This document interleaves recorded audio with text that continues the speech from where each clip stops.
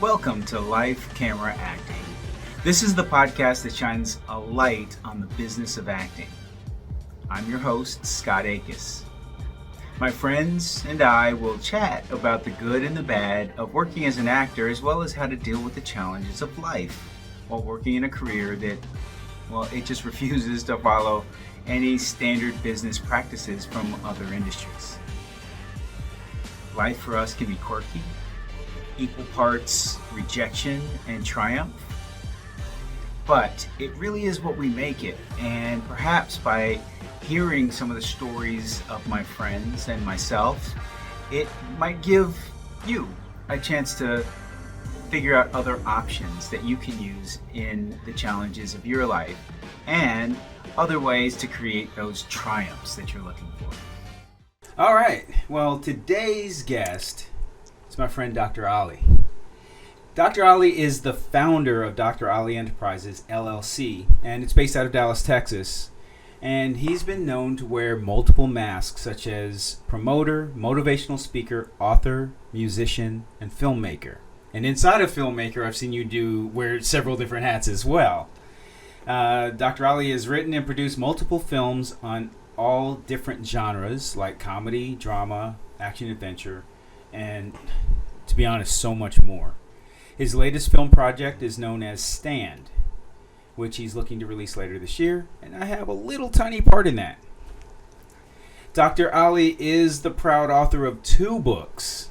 One of them has made it to the best-selling authors list, which also earned him an award given to him by the National Academy of Best-Selling Authors. Dr. Ollie has the opportunity to share the platform, or has had the opportunity to share the platform with multiple celebrities such as Steve Harvey, John Schneider, Tyler Perry, Bishop T.D. Jakes, Will Packer, Spike Lee. Woo, that's a list, and several others. He's connected with dozens of celebrities all over the country. Well, Dr. Ollie, welcome to Life Camera Acting. All right, thank you. You are definitely welcome. I found out through the grapevine that your drink of choice is Dr. Pepper. Yeah. So we're going to roll out a little Dr. Pepper for you. All right. There you go. Thank you. I kind of cheers myself early. And I am going to go in with a little bourbon, if you don't mind. Oh, you good. Actually, it's a whiskey. It's a whiskey out of San Antonio. It's called 301, and it's their single malt, smoked single malt. So that's what I'm going to be sipping on today. Cheers. All right. Cheers. Thank you for being here. All right. So let me kick this off. That is good whiskey. Yes, the smoked, actually. Maybe I should have got that can then. Maybe you should have. We can always switch you. So I read your resume. I look at Dr. Ollie Enterprises website, and I just know you, right? Yeah. You excel at so many things. I don't even know where to start with this. You've accomplished a lot, and I mean, it's not like you don't have a super bright future ahead of you. Let's start with the books. Okay. What made you decide to write 2 books, and what was that process like for you? Okay, so question is really, if I turn a question around on you and ask, how much time do you have? Because it's like, no, this is the thing.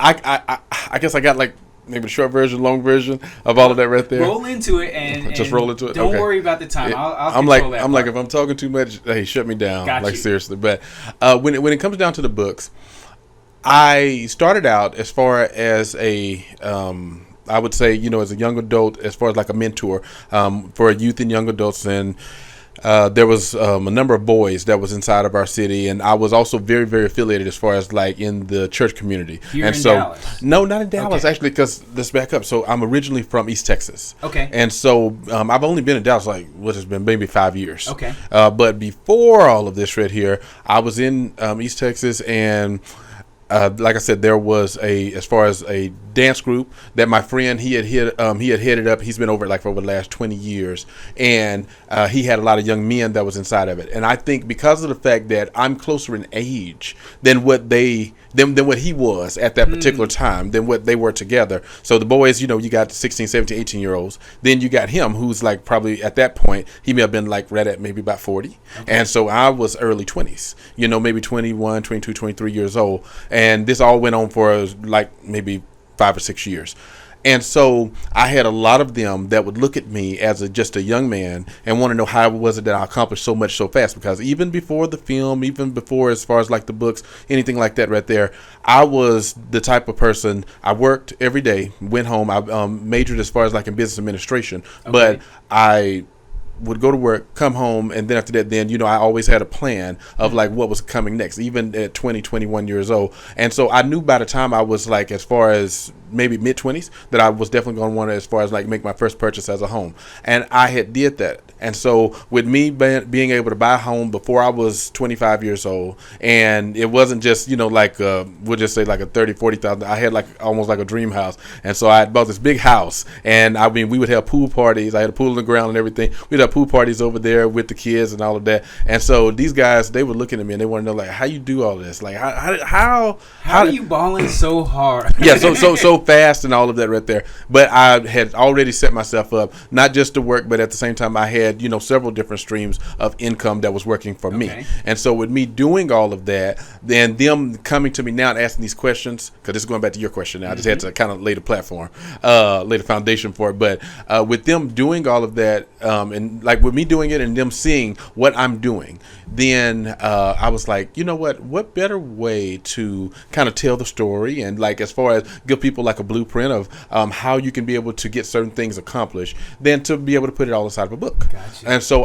that's when I started working on my first book. I was right at the age of like 23, and I got that one right there released about a year and a half later, by the time I was at the age of 24. 24. Yeah. First book published 24. So let me ask about that, because I've also published a book. Okay. I know that a lot of people want to write a book, and a lot of people even start the process, but self-publishing has its own challenges. It does. Getting in with a publisher has a whole different set of challenges. You got distribution and marketing of the book. So, but you've been through this whole process, and you did 24. About 24. Wow. So how was that for you? Tell me about going through that process, because that's a hard process to navigate, especially if you hadn't done it before. Well, this is the thing. There are two different ways that you can go about it. Like you said, okay, you got the self-publishing, of course, and then after that, but let's see, what would probably be the easiest way for me to explain this, because I can go deeper like as far as with it.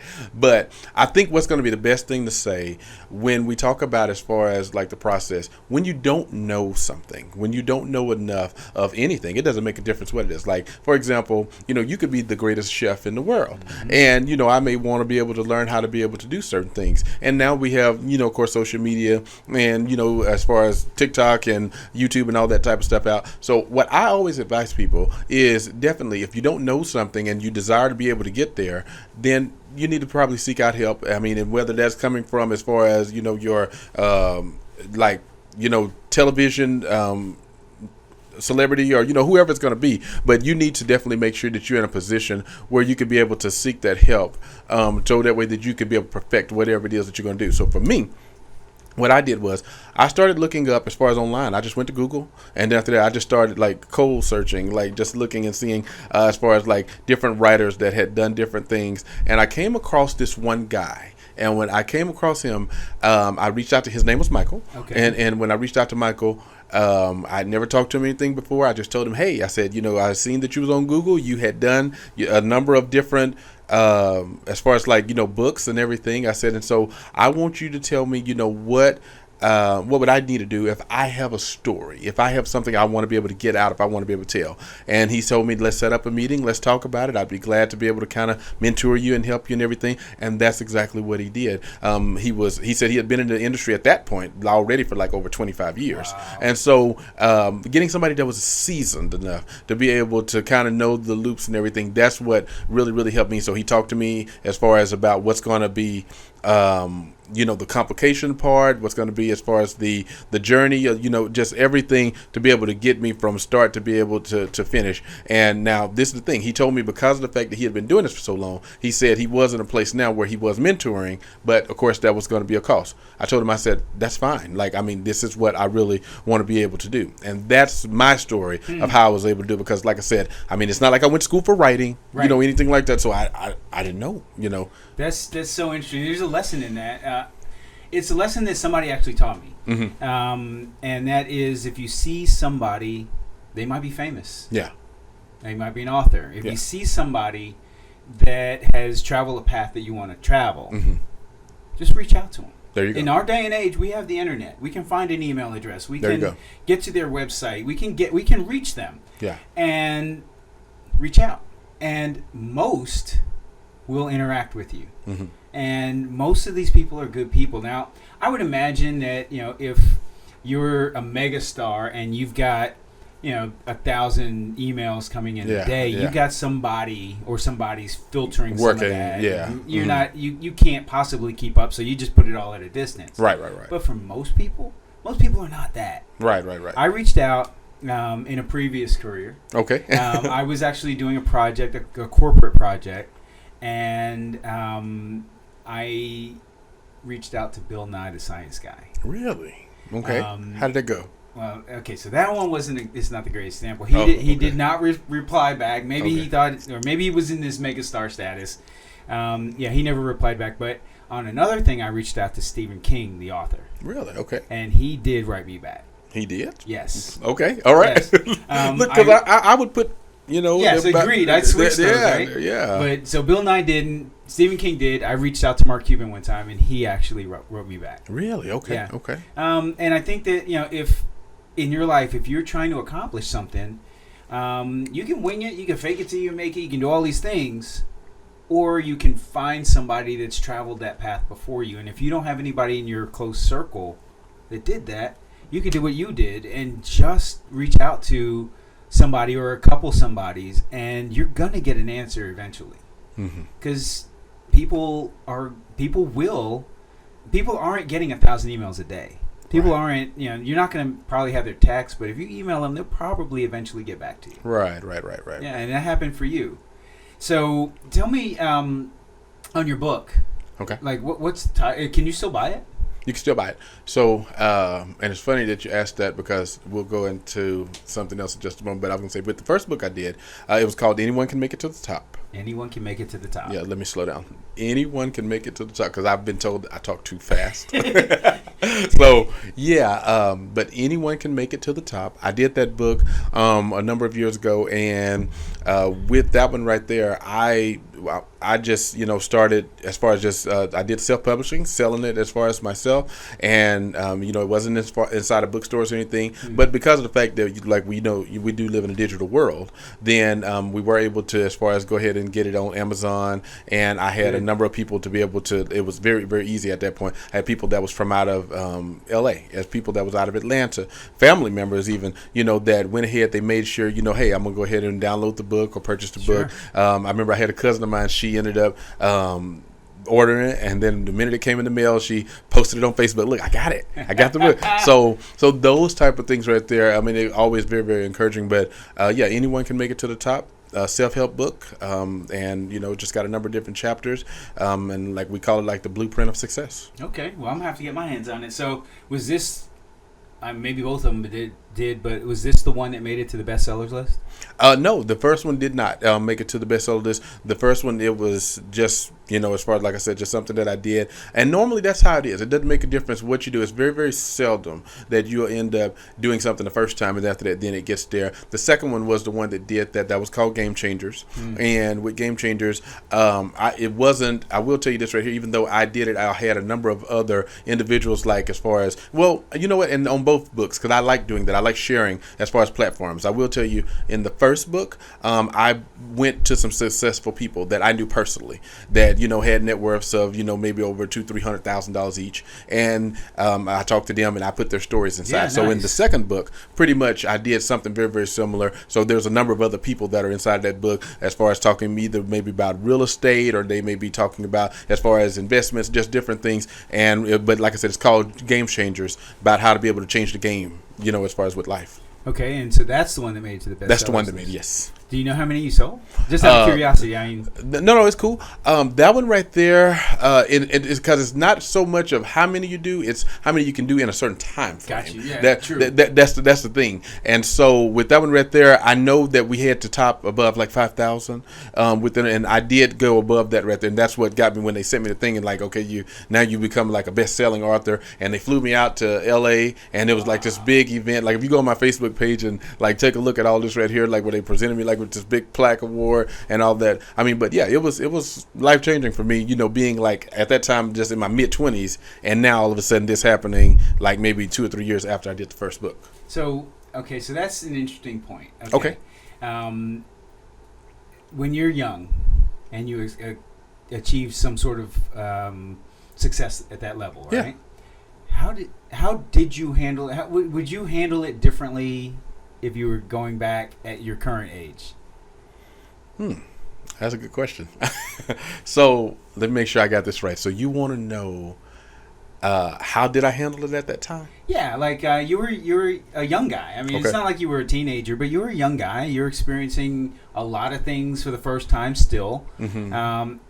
I'm imagining, being told you're on the bestsellers list. We want to fly you out to L.A. We want to put you in front of an audience. We want you to do all these things, right? Mm-hmm. We would just want to shine the biggest, brightest light on you that we can.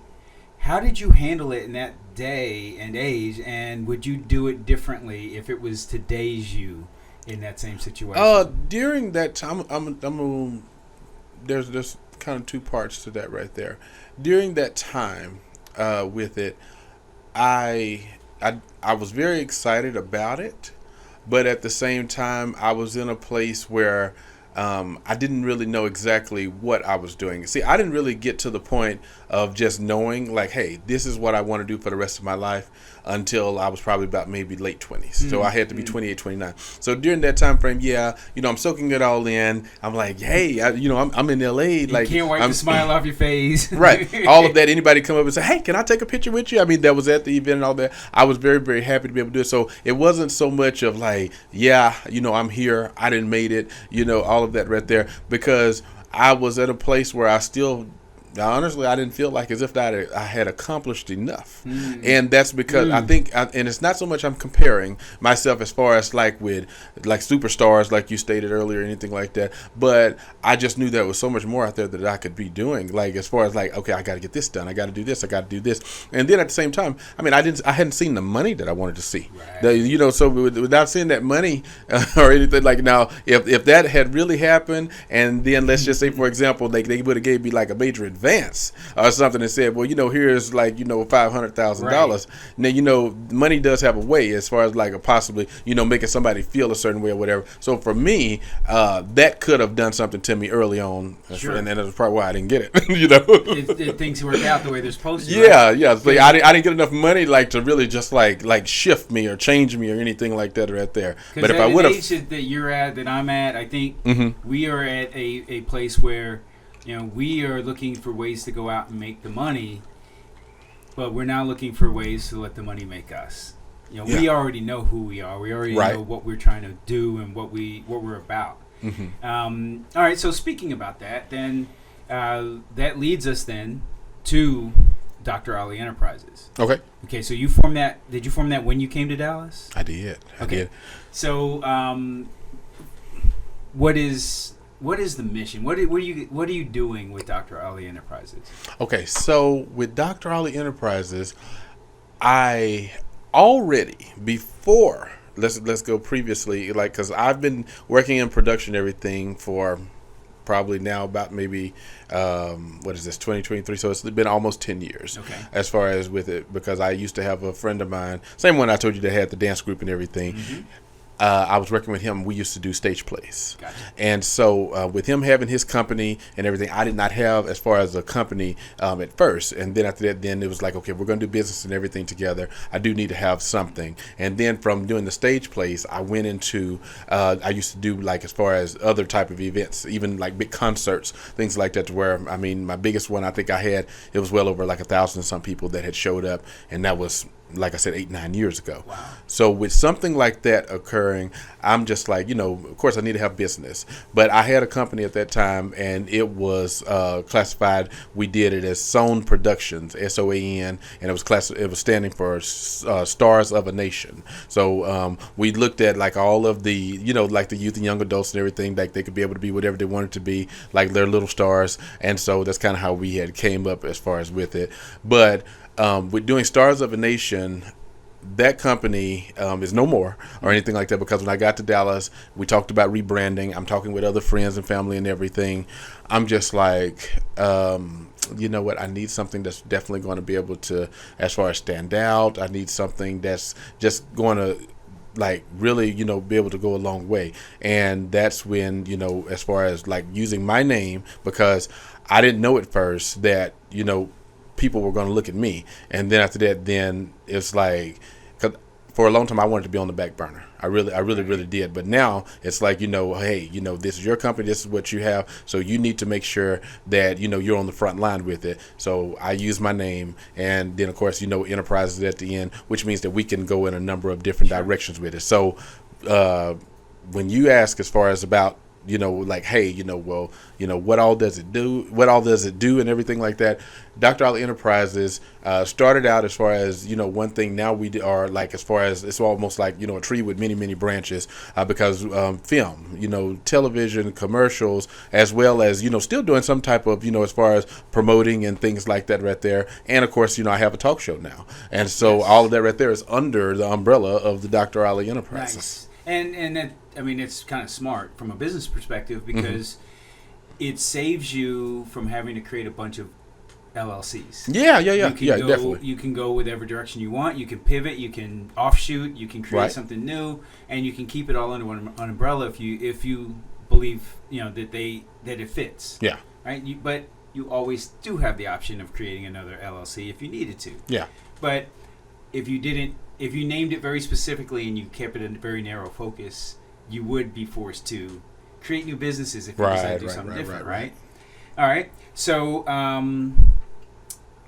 we mentioned Stand. Okay. I'm not going to give anything away about it. I do have a minor part in it that I actually kind of like the character that I am in this. Okay. But so I've seen this. I've seen the set for this. I've seen sets for this. I've seen some production of this, and I've met the other actors, or at least some of them, right? Yeah. When you go into a project like this, you're making a movie. Yeah. How are you choosing your actors? If I'm an actor listening to this show right now, and I'm trying to figure out, well, how do I get involved in some independent stuff or in some stuff that's going on? Because it's not like people know, hey, Stan's in production. Nobody knows that, right? Yeah. But how do you find and select your actors? And we'll stop there because I have more questions about that. Okay. So how do I find the actors? Yeah, everybody does it differently. Right. What was your? So let me ask you this: do you want to know how I found you? You can talk about how you found me. You can talk honestly, about that. because it comes. I know how you found me. But honestly, it comes a number of different ways, because I have had some actors to come in and be able to audition and everything. Super great, because we're holding an audition. That's what we need you here for. Yeah, but then there have been other times that I have just had an eye just to be able to look at certain people. I will tell you, for the first lead that I ever picked, to be able to play a role. I did the film, at that time it was the short film The Cure, and it was about a young lady that was motivated by the loss of her parents to be able to discover a cure for cancer. And so doing that project, I knew already in my mind what type of young lady that I wanted, like as far as what she needed to look like, what nationality, all of that right there, and age category. And I'm just like, I was like, okay. And I mean, I already had at least probably maybe 10, 12 people that came in and auditioned that day. None of them was, they was up to what I was looking for. And then there was another audition, same building, that was going on. And I had walked out to just go and look and see, who all was out there in the foyer area that was waiting for our auditions. I didn't even know the other one was going on. And I saw this young lady that was sitting there.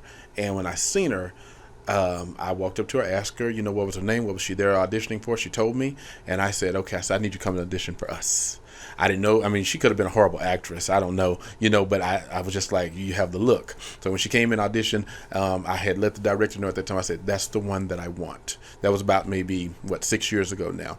And so that's how I chose that one. When I came across you, you and I, we had met at an event and everything, and you had, told me about that, you did acting, and I'm just like, okay, so I'm going to keep you posted, let you know when we have some things that was going on. And from the time that you came in and auditioned or whatever, to now, you see that, like, I've asked you about coming to be a part about 3 or 4 different sets, like projects or whatever, just because of the fact that, I mean, you fit certain roles, like, and so now you're at a place like to where I don't even have to say, hey, Scott, can you come in and can you audition for this right here? If I feel like that you're good enough to be able to do it, I mean, it's my project. I'm going to go ahead and I'm going to put you there. And what I love about it is the fact that my directors, they can respect enough. Because a lot of times I don't direct my own projects. I'll just, I'm the writer, I'm the creator, all that. I know my lane as far as what I do.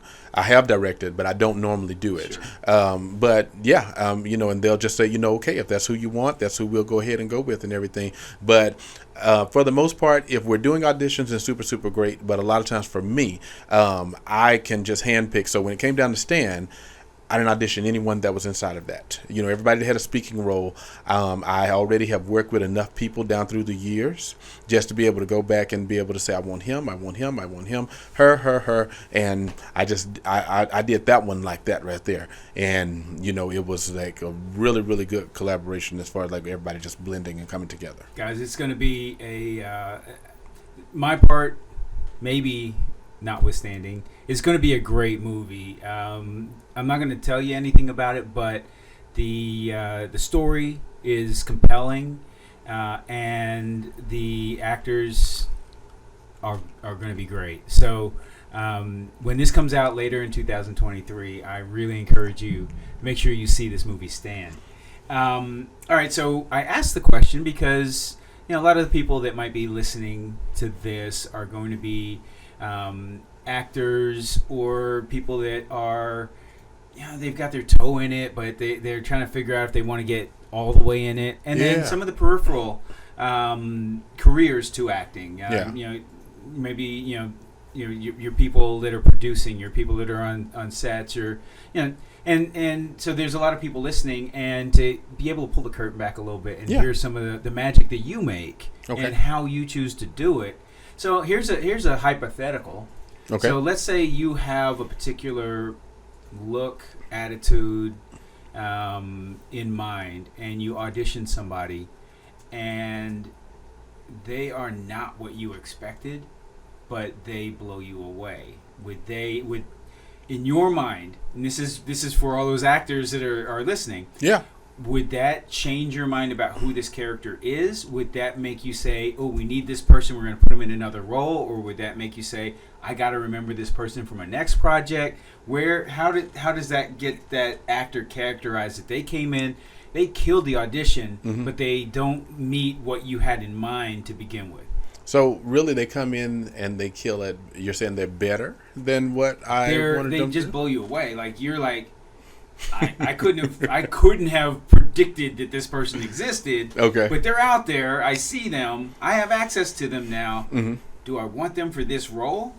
Because that changes a lot of things. Do I want them for a different role? Do I want to just wait until the next project and bring them in? Where would you stand on something like that? I've been there. I've done it. So I did which I just put it on the shelf temporarily for now because I have a number of other projects I'm working on. But I did a project audition about 3 years ago, and when I put when I put it out that we were doing the audition and everything, we sent it out to the agencies. All different type of people had came in. Mentally, for me, I already knew the description of the young lady that I wanted to be able to play the lead for that role. And I was just like, it's been quite a bit of, good people that have came through.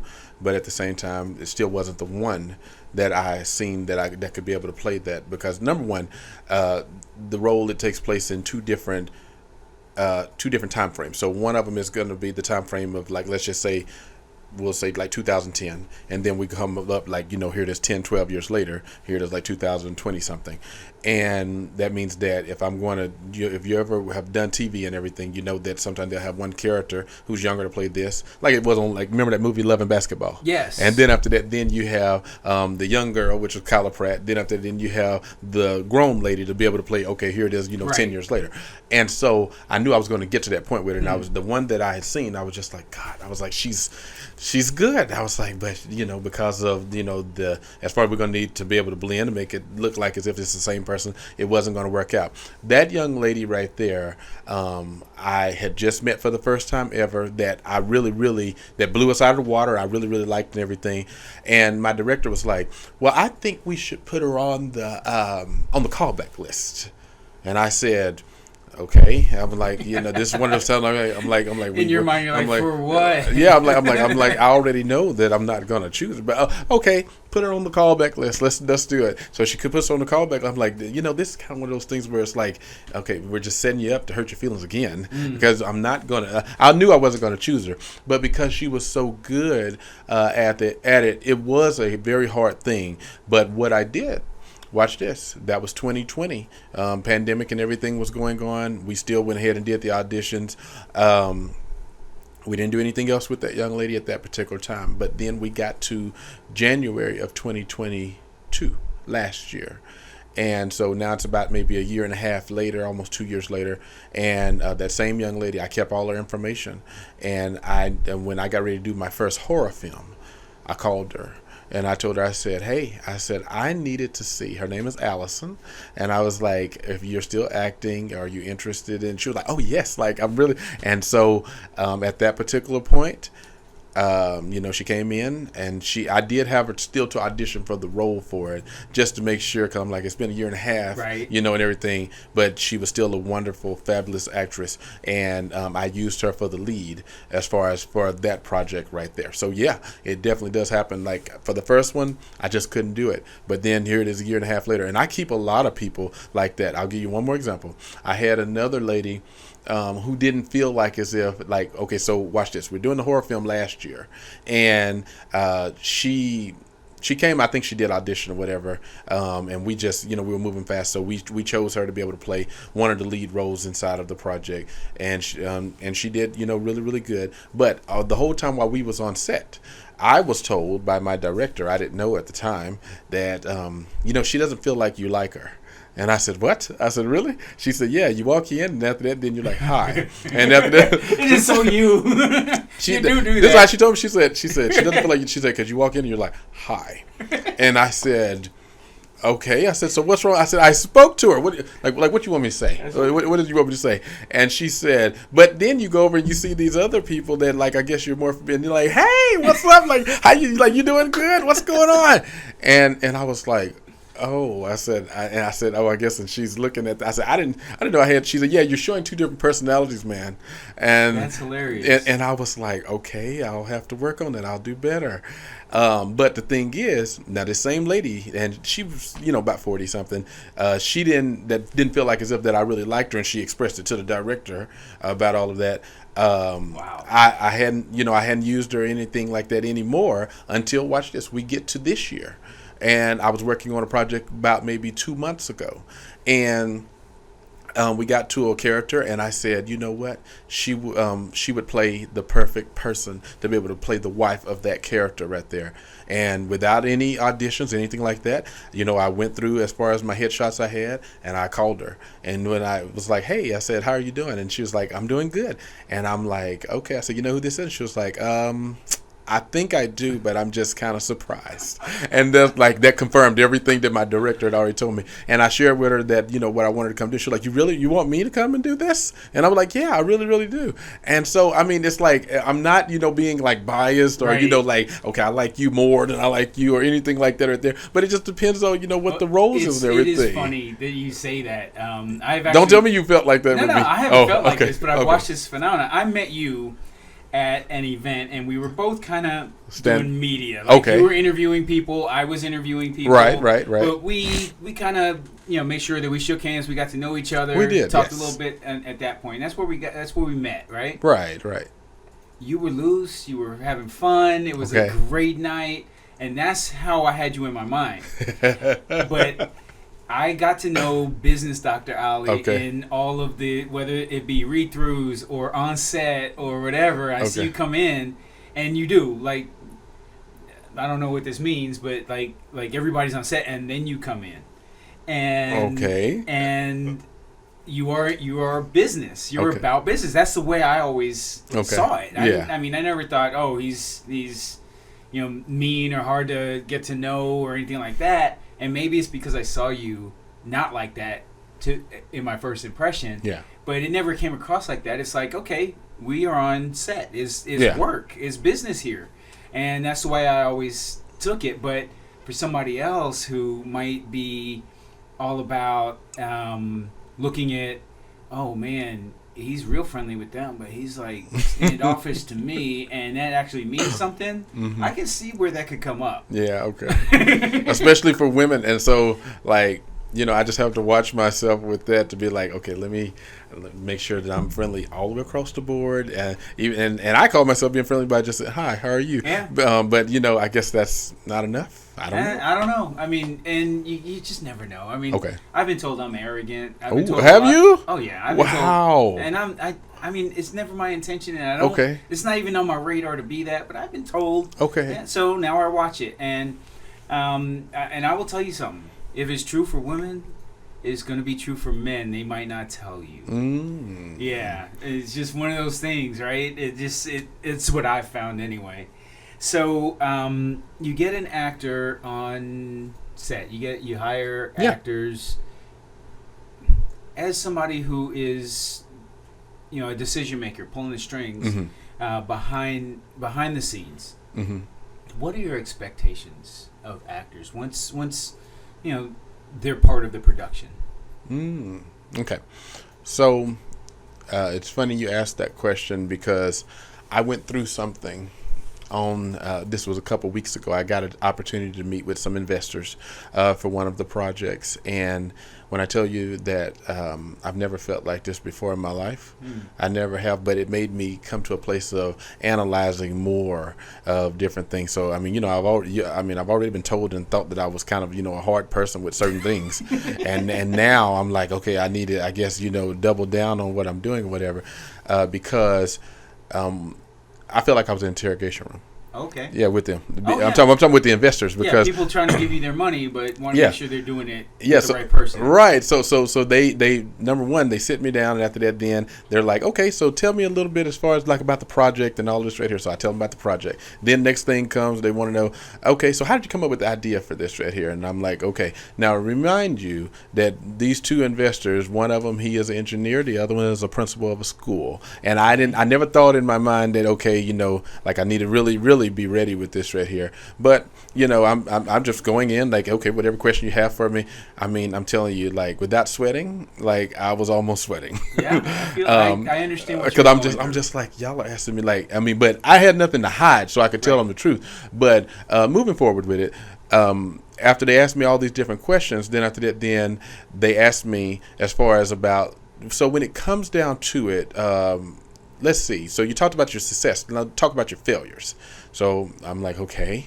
And I share with them as far as like, I'm like, I hadn't really had that many failures because I kind of, go off of blueprints of what other people have done so I don't make the same mistakes.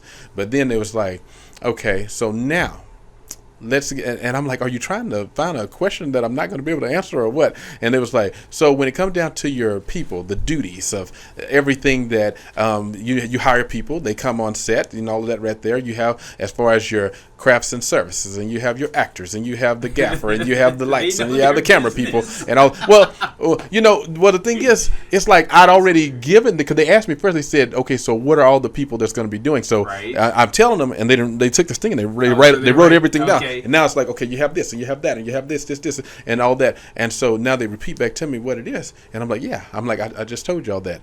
And then this comes up.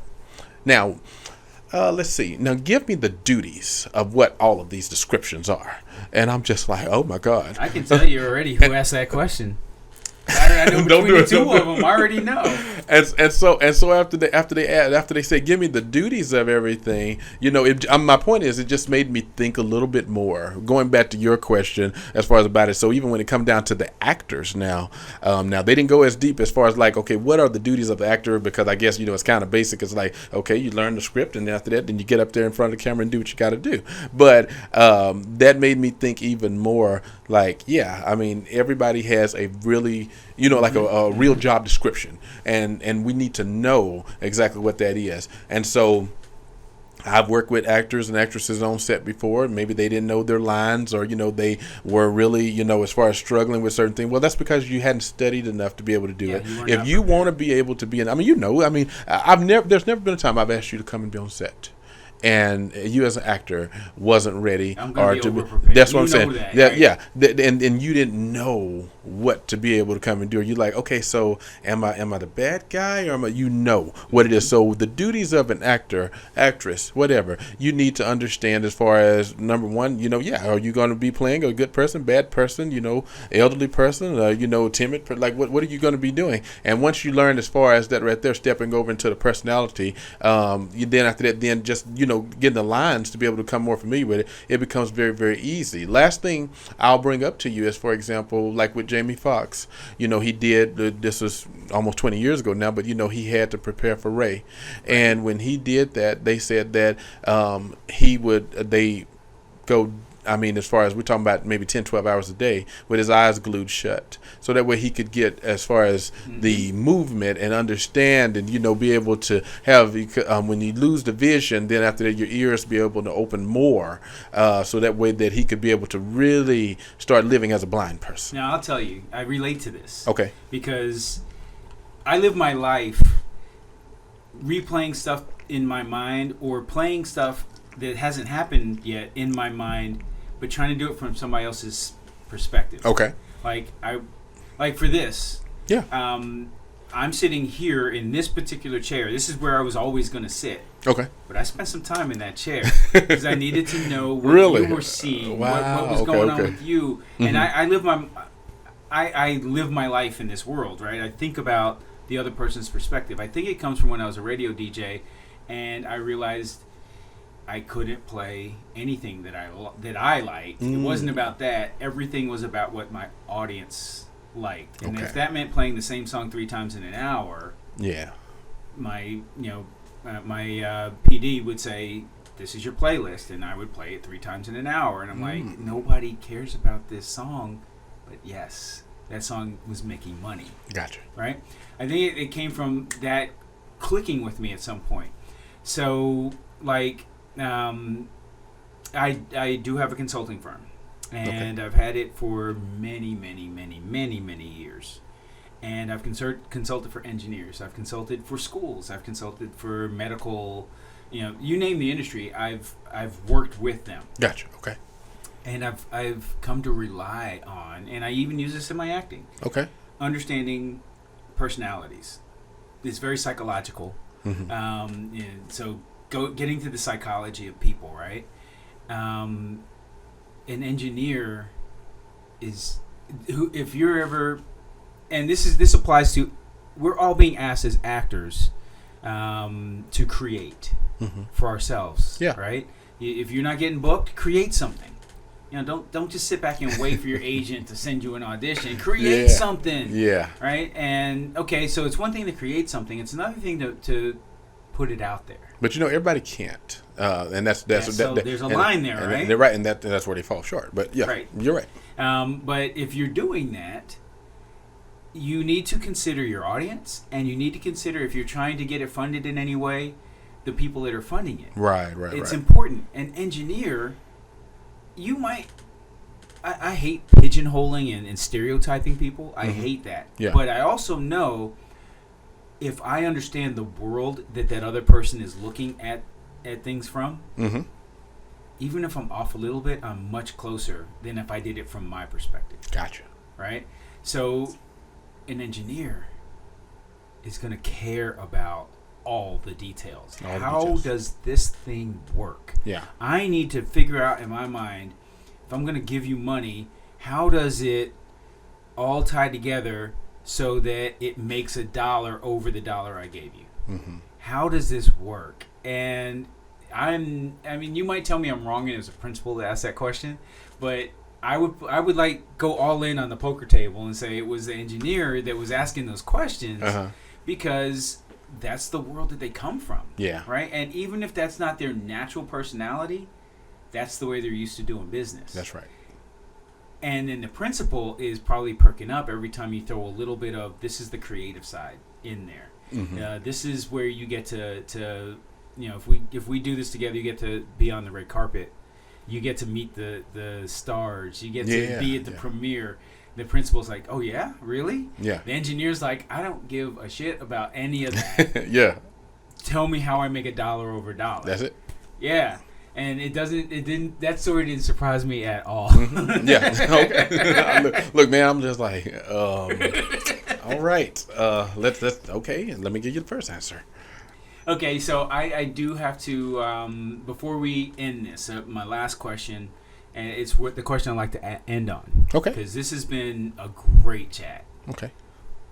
You have achieved a level of success that is worthy to be shouted about and for people to know about, right? People should know about you. But what people don't normally get to know about when people are successful is their support system. There's nobody who reaches a measurable level of support, of success, just by themselves. Right. Describe your support system to us for you to be able to do the things that you do. Okay. So, when it comes down to it, so for I'll say this. I got married like very, very early, as far as very, very young. And with getting married very young, you're balancing, as far as the number of different things. Because a lot of times, I've heard the phrase that, you don't really come into yourself or who you are till you are in your mid-20s. And so I was married. Late 20s, yeah. Yeah, or late 20s. And I was married before 25. And so with being at that age and still not really knowing, and then now, of course, doing the books, and then after that, then stepping over into film and everything, my wife was at first, as far as like my first piece of support system to okay, if that's what you desire to be able to do, then after that, then go for it, and that right there, that was a big plus. So even when I traveled and all of that right there, and at the time we was raising my nieces, and wow, that and so they're in elementary school, living with us and all that right there. But there's a lot of stress in that. Yeah, it is. Yeah. It's quite there's a bit. There's love, but there's a lot of stress. It can be a strain, at times with it, but she, was just like, okay, if that's what you want to be able to do. So that was the thing. I would, still go out and be able to do that right there. So that was first support. But then it was almost like, as I was, doing these things, and then, accomplishments was happening. Then after that, then other people, they began to now, oh, you know what? Like, wow. Like, I mean, you are doing, because check this out. I had a friend of mine who at one point, he didn't really support me at all. I mean, I'm talking about on no levels. But then he started seeing accomplishments and started seeing things that I was doing. And then I wasn't at this event, but they announced about my book when it first came out or whatever. And so then I had a friend that was there, and she came back and she told me, she said, you know what? She said, he kind of made me mad. And I said, why? She said, well, because she said, for him to get up and then after that, then, you know, as far as like tell people that they should go and buy your book and all that, she said, yes, that's one thing. She said, but then at the end, he was just like, you know, she said, he was like, Dr. Ollie, actually, you know, he is something. He's coming up. He's doing pretty well for himself. Like, as if like I don't know if you're gonna make it or not make it or whatever. Low expectations. Yeah, and so I had a number of friends that, you know, were pretty much the same like my wife, you know, that kind of stayed as far as like around me. But the biggest thing of all was when I did start as far as like just it was like one little thing, you know, another little thing, and it wasn't so much failures, you know. But when I said I was going to do something and actually went through with what it was, and I could be able to prove to as far as my small audience. Right. I mean, it was a very small audience at the time that, hey, you know, I did this just among family and friends. I had maybe one or two every time that we did achieved an accomplishment to be able to, you know, like support me the next time that I got ready to do something, to where that number grew, you know, of course, like from 2 to 4, 4 to 8, then 8 to 16. And, you know, it's just like everybody and eventually, you know, was a part of the circle. Like, oh, if he say he gonna do it, it's going to happen. And, you know, so if I, at that point, if I was to go to an investor and if I was to ask them, like, because from the book stuff to even with my film project, like when I got ready to do my first film, because I'd already achieved a number of small little things, I went to a couple of investors that I just knew personally. They had their own business. They really wasn't investors. They were just people that had a little bit of money, you know. To get you started. And I just went to them and I told them, one of the guys, he had remodeled my house, and I just told him, hey, this is what I'm looking to be able to do. Could you assist? Could you help me?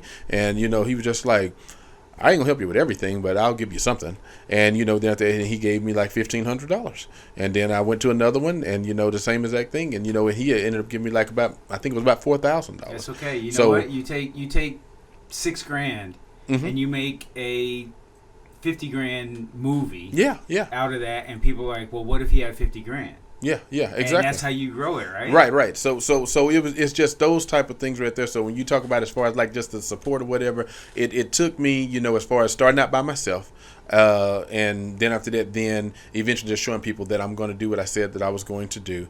And when I was back at home, I had, you know, I was at a small church, and my pastor and then just a few other people, when they started seeing that right there as well, you know, along with the family and friends, like I said, the number just kept getting bigger and bigger and bigger. Well, I can promise you one of the things that I value the most in this life is integrity. And that's what you just described. Yeah. Amen. Thanks for being my guest today. I really appreciate you coming by, and maybe we get to do this again. All right. Yeah. Just hit me up. All right. That's what it is. All right. That's what's up. Thank you. Thank you. Guys, we are out. Well, that's a wrap on today's conversation. I really love having these conversations. They give us all a glimpse into, well, other ways to approach situations, problems, and issues that come up. Together with the super producer, Cooper Collins, and my guest of the day, we hope that you'll be back with us for our next episode in 2 weeks. As for now, we out. Peace, y'all.